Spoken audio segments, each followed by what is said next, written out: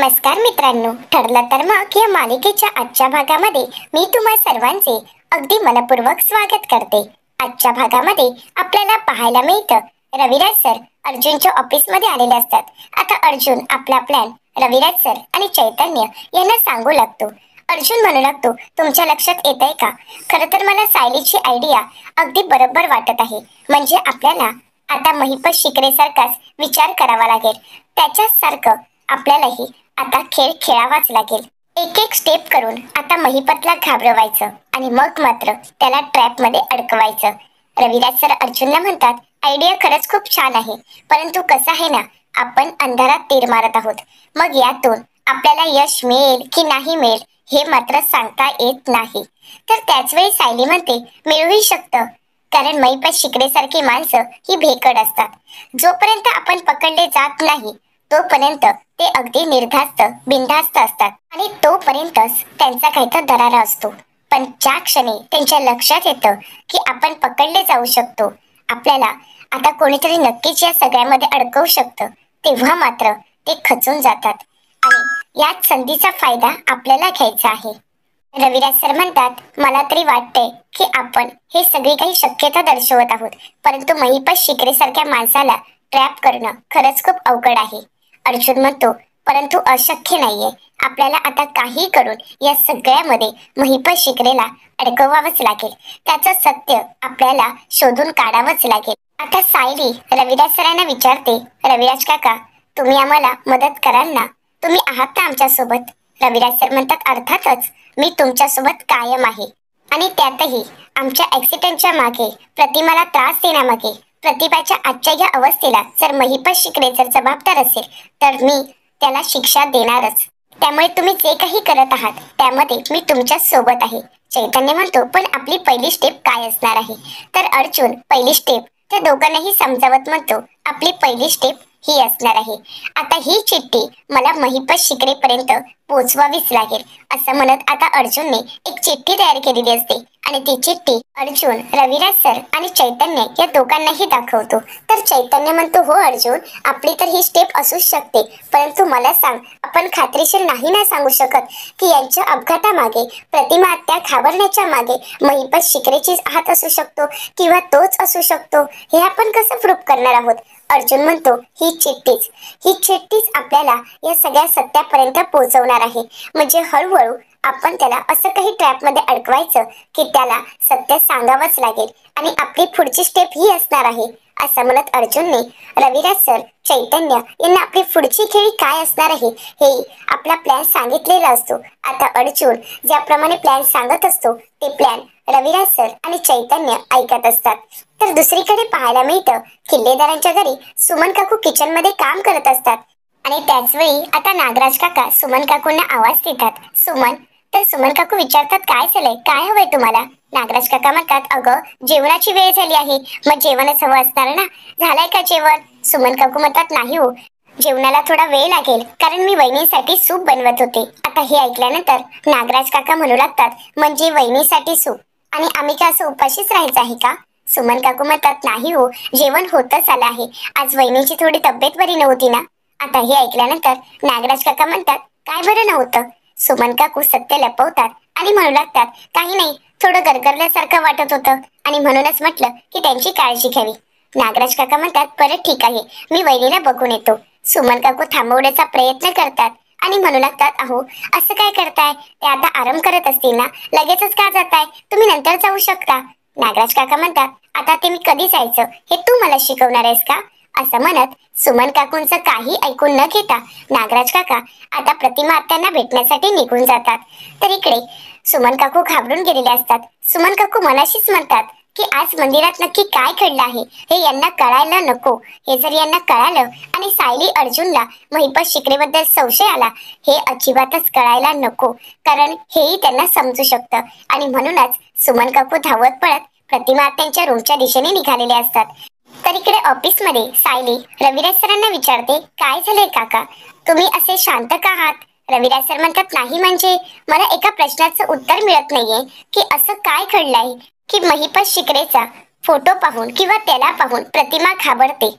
कारण महिपत शिकरे हा आश्रम केसच्या निमित्ताने किंवा आश्रमाच्या हेतूनेच तुमच्या आयुष्यात आला. आता सायली अर्जुनला ते क्षण आठवू लागतात. महिपत शिकरेंनी ते आश्रम पाडायला घेतलेलं असतं. सायली आश्रम वाचवण्याचा प्रयत्न करत असते, परंतु त्याच वेळी आता आश्रम महिपत शिकरे पाडत असताना अर्जुनने स्टे ऑर्डर आणलेली असते. तर महिपत शिकरे अर्जुनला म्हणालेले असतात, तुमच्या हातून ही केस तर गेलीच आहे, आश्रमही गेला आहे आणि तुमचे सासरे ते तर आता जन्मठेपच भोगणार आहेत. तर अर्जुन त्यांना म्हणालेला असतो, ही केस हे आश्रम माझ्या हातून गेलेलं नाही, अजूनही माझ्याच हातात आहे. तर सायलीला ते क्षण आठवतात ज्यावेळी महिपत शिकरेने आता मधुभाऊंवर हल्ला केलेला असतो आणि म्हणूनच सायली महिपत शिकरेच्या घरी जाब विचारण्यासाठी गेलेली असते आणि म्हणालेली असते, महिपत शिकरे, आज तुझ्यामुळे माझे मधुभाऊ कोमात गेले आहेत. आता कुठे त्यांनी नवीन आयुष्याची सुरुवात केली होती, पण तेही तू हिसकावून घेतलीस. अरे अजून किती जणांचा तळतळाट घेणार आहेस? सायली अर्जुनला हे सर्व क्षण आठवू लागतात. तर रविराज सर पुढे म्हणू लागतात, जर महिपत शिकरेचा संबंध आश्रमाच्या निमित्ताने तुमच्या आयुष्यात आला तर मग आमचा ऍक्सिडेंट हा 20 ते 22 वर्षापूर्वी घडला आहे. मग या 20-22 वर्षापूर्वीच्या अपघाताशी महिपत शिकरेचा काय संबंध असेल? तर अर्जुन म्हणतो, या प्रश्नाचं उत्तर अजूनही मला मिळालेलं नाही, परंतु आता हा आपल्याकडे शेवटचा मार्ग आहे. प्रतिमा त्यांची मेमरी जर परत आणायची असेल तर आपल्याला हा मार्ग निवडावाच लागेल. हा एकमेव मार्ग आहे की ज्यामुळे प्रतिमा त्यांची मेमरी परत येऊ शकते. हे एक शेवटचं लॉक आहे की ते आता आपल्याला उघडावं लागेल. आता रविराज सरही अर्जुनच्या बोलण्याचा विचार करू लागतात. तर इकडे प्रतिमा आत्या आराम करत असतात. आता नागराज काका रूमच्या दरवाजाजवळ येतात आणि प्रतिमा आत्यांना आवाज देत म्हणतात, वहिनी आत येऊ का? प्रतिमा आत्या म्हणतात, हो या ना. आता नागराज प्रतिमा आत्यांना विचारतात, वहिनी आता तब्येत कशी आहे? प्रतिमा आत्या म्हणतात, आता मी ठीक आहे. नागराज काका म्हणतात, पण काय झालं होतं वहिनी? आता प्रतिमा आत्या या प्रश्नाचं उत्तर देत म्हणतात, आज मी आणि सायली मंदिरात गेलो होतो, तर त्याच वेळी आता प्रतिमा आत्या पुढे काही बोलणार, परंतु तिथे सुमन काकू येतात आणि म्हणू लागतात, वहिनी तुम्हाला भूक लागली असेल ना, तुम्ही जेवून घ्या ना. म्हणजे मी सायली अर्जुनला पण म्हणाले, पण सायलीला आणि अर्जुनला खूप घाई होती. अर्जुनला ऑफिसला जायचं होतं, तर सायली म्हणाली मी घरीच जेवेन. असं म्हणत दोघेही निघून गेलेत. परंतु आता तुम्ही तरी जेवून घ्या. असं म्हणत काही करून नागराज काकांपासून सत्य लपवण्यासाठी सुमन काकूंचे प्रयत्न चालू असतात. परंतु आता नागराज काका सुमन काकूंकडे रागाने पाहू लागतात आणि पुन्हा एकदा प्रतिमा आत्यांना म्हणतात, पुढे पुढे काय झालं होतं वहिनी? आता सुमन काकू काय करावं त्यांना काहीच कळत नसतं. प्रतिमा आत्या म्हणतात, तिथे मी आणि सायली ज्यावेळी गेलो त्याच वेळी आता पुन्हा एकदा सुमन काकू म्हणू लागतात, अहो तुम्ही इथे काय बोलत बसलाय? तुम्ही जर अशाच गप्पा मारत राहिलात तर मग त्यांना आराम करायला वेळ तरी कधी मिळणार? तुम्ही चला बघू, तुम्ही जेवून घ्या, त्यांना आराम करू देत. असं म्हणत कसं बस आता नागराज काकांना तिथून घेऊन जाण्याचा सुमन काकू प्रयत्न करत असतात. तर दुसरीकडे पाहायला मिळतं, इथे ऑफिसमध्ये सायली रविराज काकांना म्हणू लागते, सुदैवाने या कुलपाची किल्ली आपल्या ओळखीच्या शत्रूकडे आहे. रविराज सर म्हणतात, हो तेही अगदी खरं आहे. या आश्रम केसच्या निमित्ताने आपल्या हे लक्षात आलं आहे की महिपत शिकरे हा कसा रिॲक्ट होऊ शकतो, म्हणजे कुठल्या क्षणी तो कसा रिॲक्ट होऊ शकतो, कुठल्या क्षणी तो कोणतं पाऊल उचलू शकतो, याबद्दल आपल्याला अगदी नीट माहित आहे आणि याच गोष्टीचा आपण फायदा करून घ्यायचा आहे. असंच म्हणायचंय ना सायली तुला? तर सायली म्हणते की हो. रविराज सर पुढे म्हणतात की ह्या एका ऍक्सिडेंटमुळे मी माझं संपूर्ण कुटुंब उद्ध्वस्त झालेलं पाहिलेलं आहे. आता रविराज सरांना पूर्वीचे दिवस आठवतात. 20-22 वर्षांपूर्वी त्यांचा झालेला ऍक्सिडेंट आणि कुटुंबाची झालेली वाताहत. रविराज सर म्हणू लागतात, या एका अपघातामुळे मी माझी बायको गमावली, मी माझ्या मुलीला गमावलं. आज 22 वर्षानंतर ते सगळे माझ्या समोर आहेत. परंतु या सगळ्या मागे एका तिराईत माणसाचा काय हात असेल हे मात्र काहीच कळत नाही. परंतु या सगळ्या मागे जर महिपत शिकरेचा हात असेल तर मग त्याचा नक्की हेतू काय होता हे आपल्याला शोधायचं आहे आणि ते मिळेल का आपल्याला? सायली म्हणते की हो आणि याही प्रश्नांची उत्तरं आपल्याला मिळतील असा माझा विश्वास आहे आणि खात्रीही आहे. तर अर्जुन म्हणतो की हो माझाही विश्वास आहे. आणि हे बघ सिनियर, आपली पुढची स्टेप काय असणार आहे हे तर तुम्हाला माहीतच आहे. असं म्हणत पुन्हा एकदा आपली पुढची स्टेप काय असणार आहे हे अर्जुन, रविराज सर, चैतन्य, सायली यांना प्लॅन अगदी सविस्तर समजावून सांगत असतो. तर दुसरीकडे आता नागराज सुमन काकूंवर चिडतात आणि म्हणू लागतात, सुमन, अगं मी ज्यावेळी आलो होतो त्यावेळी वहिनी काही गाढ झोपली नव्हती, ती जागीच होती, त्यामुळे तिला बोलू देत. आता प्रतिमा त्यांना नागराज काका म्हणतात, वहिनी अगं बोल ना, काय झालं पुढे? तर आता प्रतिमा त्या म्हणू लागतात, मी आणि सायली ज्यावेळी मंदिरात गेलो होतो त्यावेळी मंदिरात खूप गर्दी होती, खालपर्यंत रांगा लागल्या होत्या, असं म्हणत आता प्रतिमा त्या घडलेला सर्व प्रकार नागराज काकांना सांगू लागतात. सुमन काकू मनाशीच म्हणतात, वहिनी यांना तुम्ही सगळं सांगू नका, नाहीतर यांना संशय येईल की सायली अर्जुनला महिपत बद्दल कळाला आहे. आणि म्हणूनच सुमन काकू नागराज काकांना आवाज देत म्हणतात, अहो वहिनीचा चेहरा बघा. नागराज काका म्हणतात, काय झाले तिच्या चेहऱ्याला? तिचा चेहरा तर अगदी व्यवस्थित दिसत आहे. सुमन काकू म्हणतात, अहो तुम्हाला दिसत नाहीये का? वहिनींचा चेहरा अगदी थकल्यासारखा वाटत आहे आणि त्या घाबरलेही आहेत. तुम्ही नका बरं त्यांना बोलायला सांगू. आता प्रतिमातेही म्हणू लागतात, हो भाऊजी, मला खरंच खूप त्रास झाल्यासारखं वाटत आहे, थोडं थकल्यासारखं वाटत आहे, आपण नंतर बोलूयात का? आता प्रतिमा आत्यांनीही बोलण्याला नकार दिलेला असतो. सुमन काकू म्हणतात, चला बरं तुम्ही जेवायला, वहिनीशी तुम्ही नंतर बोला. नागराज काका म्हणतात, बरं ठीक आहे, चल वहिनी मी येतो, असं म्हणत नागराज काका सुमन काकूंसोबत बाहेर येतात. आता सुमन काकू पुढे चालत असतात आणि म्हणू लागतात, तुम्ही पण काय वेळ घालवताय? अहो वहिनींना पित्ताचा त्रास झाला असेल, बाकी काहीच नाही, आणि तुम्ही सुद्धा किती प्रश्न विचारताय, त्यामुळेच कदाचित वहिनींना चक्कर आली असावी, एवढा विचार नका करू तुम्ही. नागराज काका रागाने सुमन काकूंचा हात पकडतात आणि म्हणू लागतात, तू काय मला वेड समजतेस का? अगं मला सगळं काही कळतंय, आणि तसंही मी आणि वहिनी बोलत असताना तुला मध्ये मध्ये बोलायची काय गरज होती? सांग ना. वहिनी काही सांगण्याचा प्रयत्न करायची तेव्हा तेव्हा तू मध्ये मध्ये बोलत होतीस. मी तुला शेवटचं सांगत आहे, यापुढे मी कोणाशी बोलत असताना तू मध्ये मध्ये कुठलीही लुडबुड करायची नाही, हे मी तुला शेवटचं सांगत आहे. सुमन काकू म्हणतात, अहो तुम्हाला भूक लागली होती, असं म्हणत सुमन काकू पुन्हा पुन्हा नागराजला खोटं सांगून या सगळ्यामध्ये दिशाभूल करण्याचा प्रयत्न करत असतात. परंतु नागराज काकांना मात्र सुमन काकूंचा खूप राग आलेला असतो आणि म्हणूनच त्या क्षणी नागराज काका सुमन काकूंचा हात उलटा फिरवतात, त्यांना त्रास देऊ लागतात. सुमन काकू म्हणू लागतात, अहो माझा हात दुखतोय. नागराज काका आता हात सोडतात आणि म्हणू लागतात, जा, मला भूक लागली आहे, मला बाहेर जायचं आहे, जेवणाचं काही होणार आहे का?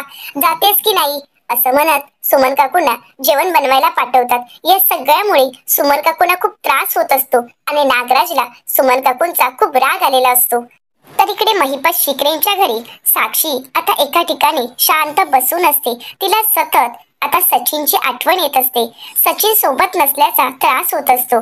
साक्षीला सचिन सोबत घालवलेले क्षण आठवतात आणि त्याच वेळी तिच्या लक्षात येतं अस्मिताने सचिनचा केलेला पाठलाग. आता अस्मिता ज्यावेळी सचिनला पाहते त्यावेळी ती बिथरून गेलेली असते. तर दुसरीकडे ज्यावेळी सचिन त्या ठिकाणी येतो आणि साक्षी त्याला विचारते, तू कुठे गेला होतास? त्यावेळी सचिन म्हणालेला असतो, सॅम, अगं तिथे डस्ट होतं ना आणि त्यामुळे मला वॉशरूमला जावं लागलं, मला ओमिटिंग झाल्या होत्या. आणि हे सगळं काही सचिन खोटं सांगत होता हे साक्षीच्या सगळं काही लक्षात आलेलं असतं. तर त्यानंतर सचिनने केलेली लपवाछपवी, त्याचं सततचं खोटं बोलणं, हे सगळं काही साक्षीला आठवत असतं. मंदिरात असताना आनंदाचे क्षण असतात, परंतु त्याच वेळी सुद्धा सचिन लगेच निघालेला असतो. तो साक्षीला काही न सांगता रिक्षा बुक करतो आणि तिथून निघून जातो. आता साक्षीने त्याला थांबवण्याचा प्रयत्न केलेला असतो, परंतु सचिन साक्षीचं काही ऐकून न घेता तिथून निघालेला असतो. तर त्यानंतर साक्षी अण्णांना म्हणालेली असते, अण्णा, आज तो ज्या पद्धतीने निघून गेलाय ना, त्यानंतर मला तर नाही वाटत की तो परत माझ्या आयुष्यात येईल, परत मला भेटेल. अण्णा, त्याने मला फसवलं आहे, असं म्हणत साक्षी बिथरून गेलेली असते. सचिन मध्ये ती हरवून गेलेली असते. साक्षीला काय करावं काहीच कळत नसतं. तर इकडे सचिन ऑफिसचं काम करत असतो. तर अस्मिता सचिनला म्हणू लागते, सचिन, अरे काय चाललंय? सतत काम काम काम. नाही, आज तू कोणतीही कॉन्फरन्स करायची नाहीये, आज तू माझ्यासोबत दीदी दर्शनासाठी येणार आहेस. हे ऐकल्यानंतर सचिन म्हणतो, काय? बरं ठीक आहे, आपण जाऊयात. आता अस्मिताला धक्काच बसतो. अस्मिता सचिनला म्हणते, हा तूच आहेस ना? म्हणजे माझाच नवरा आहे ना? की माझ्या नवऱ्याच्या जागी दुसरा कोणीतरी येऊन बसला आहे? कारण या ठिकाणी जर माझा नवरा असला असता तर तो मला काय म्हणाला असता माहित आहे का? नाही, मी तुझ्यासोबत कुठेही फिरायला येऊ शकत नाही, कारण माझ्यासाठी कॉन्फरन्स खूप महत्वाचे आहे. सचिन म्हणतो, हो का? अगं, असं काही नाहीये. खरं सांगायचं तर मी कालच मेल केला आहे. कालच मी सांगितलं आहे की आजचा दिवस मी माझ्या बायकोसोबत वेळ घालवणार आहे. आजचा दिवस फक्त माझा आणि माझ्या बायकोचा असेल. चल, आपण दिल्ली दर्शन करायला जाऊ. आणि हो, भरपूर शॉपिंग करायची आहे आणि बाहेरच जेवायचं आहे. चल, तयार हो. आता इकडे मात्र साक्षी सचिनला फोन करण्याचा प्रयत्न करत असते. सचिन आवरत असतो, त्याच वेळी त्याचा फोन वाजतो. सचिन पाहतो तर सॅम असं नाव असतं. सचिन कट करतो. हे सगळं काही दृश्य अस्मिता पाहते. तर इकडे साक्षी पुन्हा एकदा सचिनला फोन करण्याचा प्रयत्न करते आणि मोठ्यानेच ओरडत म्हणते, उचल. सचिन, अरे तुझी सॅम फोन करत आहे, उचल, मला तुझ्याशी बोलायचं आहे. सचिन पुन्हा एकदा पाहतो तर साक्षीचाच फोन असतो. अस्मिता म्हणते, अरे उचल ना. तर सचिन अस्मिताला म्हणतो, नाही अगं, ऑफिस मधून फोन आहे. तर हे ऐकल्यानंतर अस्मिता म्हणते, ऑफिस मधून फोन? अरे तू तर त्यांना कालच मेल केलायस ना, मग ऑफिस मधून सारखे सारखे फोन का येत आहेत?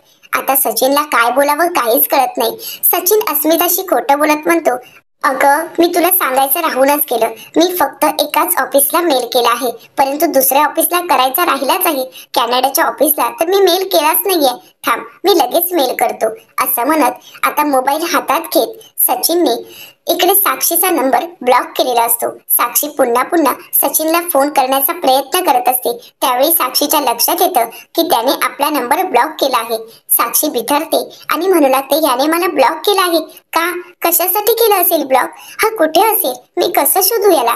सोशल मीडियावर तर नक्कीच असेल. मी तिथून त्याला कॉन्टॅक्ट करण्याचा प्रयत्न करू का? असं म्हणत आता साक्षी सोशल मीडियाची प्रोफाईल पाहायला जाते. परंतु आता सर्व सोशल मीडियाच्या प्रोफाईल सचिनने डिलीट केलेल्या असतात. हे पाहून साक्षीला धक्काच बसतो. साक्षी म्हणते, याही प्रोफाईल डिलीट केल्या आहेत? कशासाठी? काय झालं असेल? कुठे गेला असेल हा सचिन? आता मात्र साक्षी एवढी बिथरते की तिला काय करावं काहीच कळत नसतं. सचिनच्या अशा वागण्यामुळे साक्षीची चिडचिड होते आणि साक्षी घरातील सर्व वस्तू अस्ताव्यस्त फेकू लागते. ती मोठमोठ्याने ओरडू लागते. ती आरडाओरडा करत असते आणि सचिनला आवाज देत असते.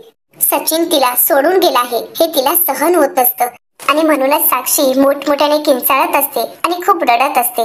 तर दुसरीकडे पाहायला मिळतं, प्लॅन प्रमाणे आता सायली आणि अर्जुन महिपत शिकरेच्या घराबाहेर आलेले असतात. सायली अर्जुन खूप वेळ झाला महिपत शिकरेच्या घराबाहेर लक्ष ठेवून असतात, परंतु अजूनपर्यंत महिपत शिकरे काही घराबाहेर आलेला नसतो आणि म्हणूनच सायली अर्जुनला म्हणू लागते, काहीच कळत नाहीये, महिपत शिकरे घरात आहे हे मात्र नक्की, परंतु अजूनपर्यंत तो बाहेर येतच नाहीये.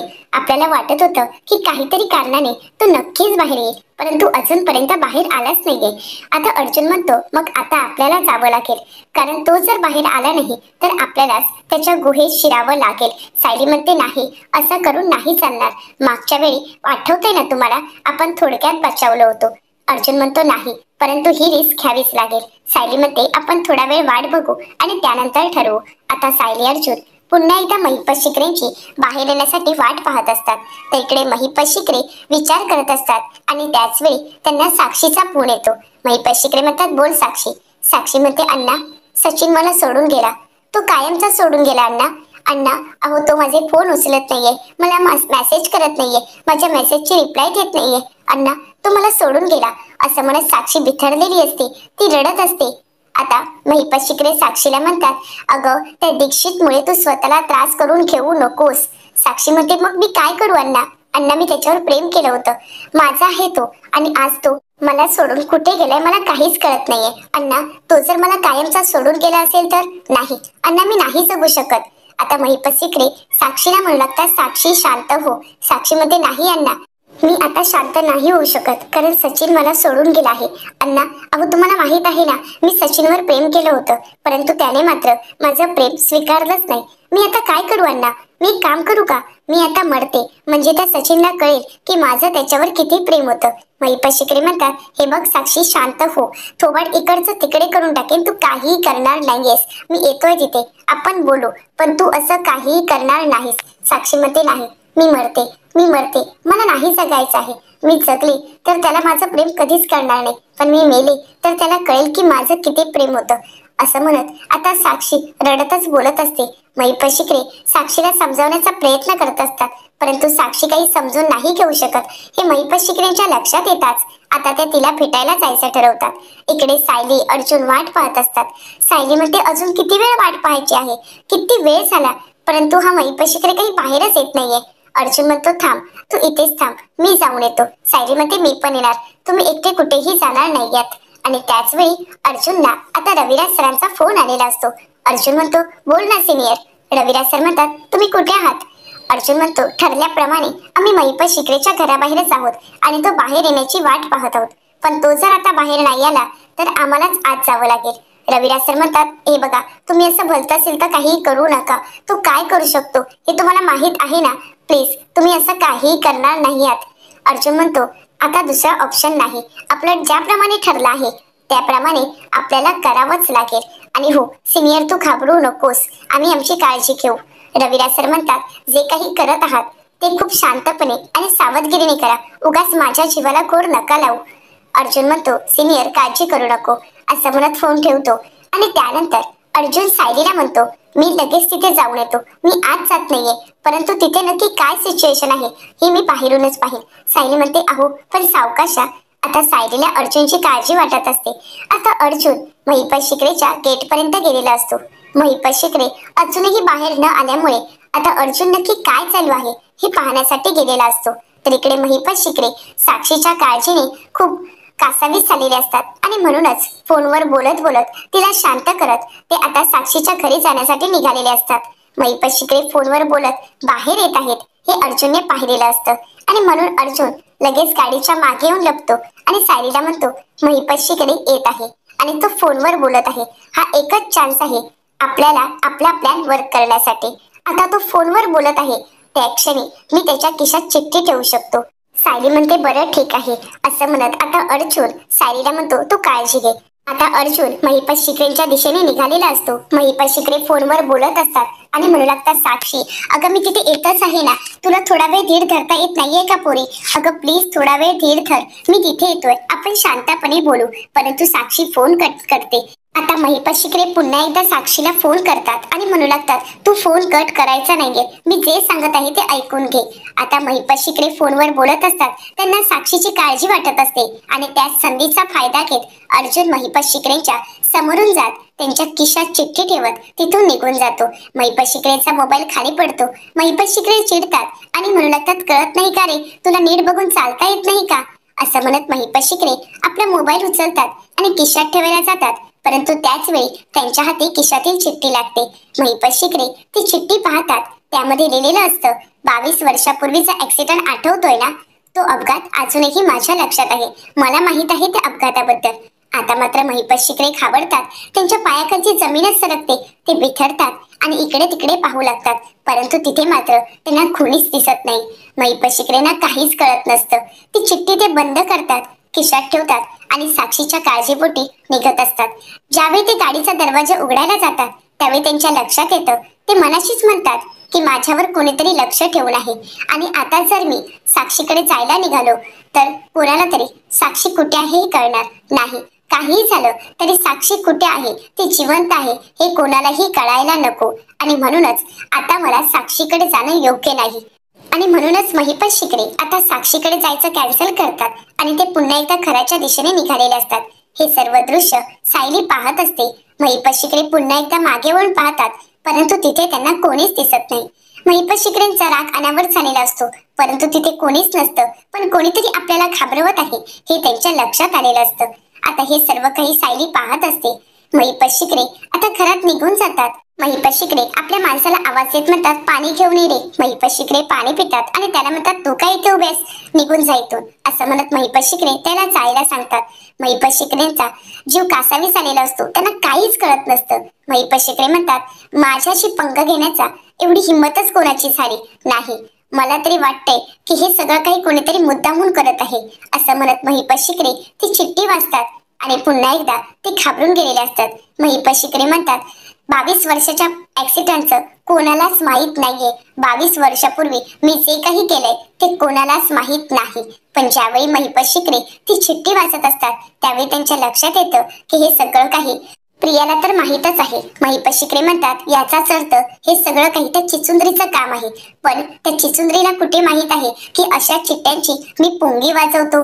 असं म्हणत महिपत शिकरे ती चिठ्ठी गोल करतात आणि पुंगी वाजवल्यासारखं करत ती चिठ्ठी खाली फेकून देतात. इकडे अर्जुन गाडीपाशी येतो आणि सायलीला म्हणतो ती चिठ्ठी महिपत शिकरेला भेटली आहे का, म्हणजे मी मागे वळून पाहू शकलो नाही ना. सायली म्हणते की हो, ती चिठ्ठी त्यांना मिळाली आणि ती चिठ्ठी वाचल्यानंतर त्याच्या चेहऱ्याचा रंगच उडाला होता. तो बाहेर जाणार होता तेही त्याने कॅन्सल केलं आहे आणि तो घरात निघून गेला. अर्जुन म्हणतो याचा अर्थ आपण जे काही प्लॅन केलंय ते वर्क झालं आहे. आता मात्र तो घाबरून जाईल आणि आपण यापुढे सावध राहायला हवं, कारण आता तो या सगळ्याचा विचार करणार आणि या सगळ्यामागे कोण आहे याचा शोध तर घेणारच आहे. पण आपल्याला आता दुसरा प्लॅन करत असताना शांतपणे आणि सावधगिरीनेच करावा लागेल. पण आता कुठलीही चूक व्हायला नको. आपण तीर तर मारला आहे, परंतु महिपत सावध झाला तर आपल्या हाती काहीच लागणार नाही. असं म्हणत सायली अर्जुन आता पुढे कसा प्लॅन करायचा याचा विचार करत असतात. अर्जुन सायलीला म्हणतो तू बोलतेस ते अगदी बरोबर आहे. आता या चिठ्ठीनंतर महिपत कसा रिॲक्ट होतो ते आपण बघायचं आहे आणि मग पुढचं पाऊल उचलू. आता सायली अर्जुन महिपत शिकरे तिथे नाहीये हे पाहत तिथून निघून जातात. इकडे मात्र महिपत शिकरे पूर्णपणे घाबरून गेलेला असतो. तर येणाऱ्या पुढील भागामध्ये आपल्याला पाहायला मिळतं पुढची स्टेप पूर्ण करण्यासाठी आता सायली अर्जुन एका वेगळ्या नंबरवरून महिपत शिकरेला फोन करतात. आता महिपत शिकरेच्या घरी नागराजही असतो. नागराज म्हणतो कोणाचा फोन आहे. महिपत शिकरे म्हणतात वेगळा नंबर आहे. महिपत शिकरे फोन उचलतात आणि विचारतात कोण बोलतंय. तर सायली आवाज बदलत म्हणते तुझा बाप. 22 वर्षापूर्वी पनवेलच्या हायवेवर जवळ झालेला ऍक्सिडेंट मला माहित आहे आणि त्याबद्दल अजूनही माझ्या सगळं काही लक्षात आहे. आता तुझा खेळ संपलाय महिपत शिकरे. असं म्हणत आता सायलीने महिपत शिकरेला घाबरवलेलं असतं. आता घाबरलेला महिपत शिकरे स्वतःच्या तोंडून सत्य कबूल करेल का की आता त्या ठिकाणी या सगळ्यामध्ये नागराजही सामील आहे हे सायली अर्जुनला कळेल का. अशा असंख्य प्रश्नांची उत्तरं आपल्याला लवकरच पाहायला मिळणार आहेत. मित्रांनो, अशाच मालिकांचे नवनवीन अपडेट पाहण्यासाठी चॅनलला नक्कीच सबस्क्राईब करा. आणि हो, आजचा हा व्हिडिओ कसा वाटला हे कमेंट करून नक्कीच कळवा. आजचा हा व्हिडिओ आवडला असेल तर व्हिडिओला लाईक करायलाही विसरू नका.